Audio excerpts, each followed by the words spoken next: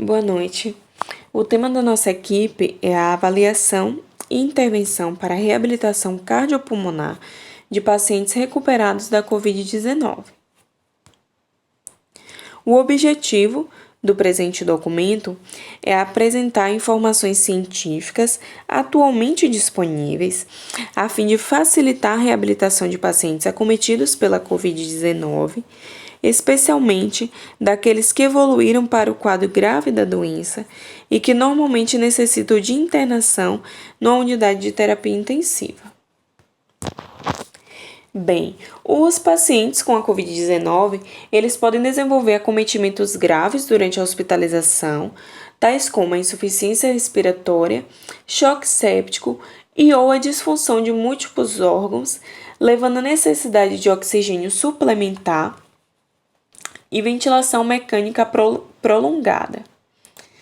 Entre os sintomas clássicos da COVID estão a febre, a dispneia e tosse seca. Porém, alguns pacientes eles podem apresentar também congestão nasal, cefaleia, dor de garganta, mialgia, conjuntivite, diarreia, vômitos ou erupção cutânea. A maioria também dos pacientes com a COVID, que tiveram a COVID, eles podem apresentar alterações na tomografia computadorizada do tórax. A infecção viral, ela pode aumentar o risco de fibrose pulmonar, que se pode formar durante o processo cicatricial da inflamação crônica pulmonar ou doenças proliferativas com a substituição gradual dos componentes celulares pelos tecidos da cicatriz. 45% dos pacientes que apresentaram sinais de fibrose pulmonar dentro de um mês após a infecção pela SARS-CoV e desenvolveram também uma fibrose pulmonar dentro de 3 a 6 meses após a infecção. Esses estudos, eles sugerem que a fibrose pulmonar se torna uma sequela em pacientes com a infecção da COVID-19. Os pacientes com a COVID-19, eles desenvolvem uma resposta inflamatória importante, a qual pode acarretar em inflamação vascular e causar alterações como miocardite e arritmia. Durante a hospitalização, diversos estudos eles têm observado que um número considerável de pacientes acaba desenvolvendo alterações cardíacas e insuficiência hepática e renal, dentre outras disfunções, as quais podem contribuir para a pior capacidade física e funcional.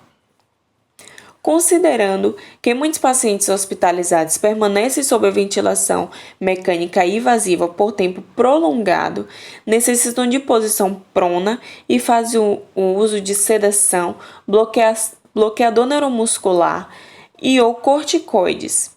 Acredita-se que muitos desses pacientes poderão apresentar alterações como a redução de força e da resistência da musculatura periférica e respiratória, do tônus muscular e da amplitude de movimento articular, bem como déficits de equilíbrio e coordenação motora, dentre outras funções. Os comprometimentos relacionados à internação em UTIs e diferentes domínios de saúde têm recebido a dominação de síndrome pós-terapia intensiva, a qual provavelmente está presente em muitos pacientes acometidos pela COVID-19. No entanto, ainda não se sabe a proporção de pacientes que evoluíram com alterações extrapulmonares, o que também justifica uma avaliação detalhada dessa população. Dos poucos estudos já concluídos que abordam reabilitação cardiopulmonar de pacientes após a COVID-19, apresenta dados de capacidade funcional de exercício com uma distância percorrida no teste de caminhada de 6 minutos, basal, menor que 200 metros, além da presença de níveis significativos de ansiedade e depressão em pacientes que apresentaram alterações intersticiais na tomografia do tórax. Acredita-se ainda que os pacientes irão apresentar significativa fraqueza muscular após a alta hospitalar, o que inclui os músculos respiratórios, devido ao período prolongado na UTI e maior tempo em ventilação mecânica e altas doses de sedativos e corticoides. Além disso, muitos pacientes referem-se dispneia aos esforços e transtornos de estresse pós-traumático após a alta hospitalar. Avaliação dos pacientes pós-Covid. Como é realizada a avaliação desses pacientes? Podem ser feitas em dois momentos distintos e deve considerar diversos aspectos, incluindo risco de contaminação do profissional e dos pacientes, e o local em que a avaliação será realizada. Inicialmente, durante a alta hospitalar, deve-se verificar a necessidade de orientação para atividades domiciliares e de encaminhamento para serviços de reabilitação. No segundo momento, já nos centros de reabilitações, e após a saída do isolamento social, deve-se avaliar as limitações do paciente e direcionar a prescrição do programa de reabilitação. Avaliação de alta hospitalar. Evidência científica sugere que o paciente com Covid-19 pode continuar transmitindo a doença mesmo após semanas da infecção e após os sintomas terem desaparecido. Portanto, devido à escassez de testes clínicos para confirmar a presença do vírus, bem como evidências robustas que indiquem quando exatamente o paciente deixa de transmitir a doença, o fisioterapeuta deve tomar todos os cuidados para evitar a sua contaminação durante o processo de avaliação, como garantir a utilização de equipamentos de proteção individuais adequados e a higienização cuidadosamente dos equipamentos utilizados. No momento da alta hospitalar, é importante registrar qualquer tipo de doença ou problema relevante devido e durante o período de internação. Durante a aplicação desse teste físico, deve-se ter cuidado para evitar gastos energéticos excessivos, visto que pouco se sabe sobre o possível risco de recompensação dos pacientes. De acordo com a recomendação internacional, uma avaliação individualizada deve ser realizada e documentada no momento da alta, a qual deve complementar.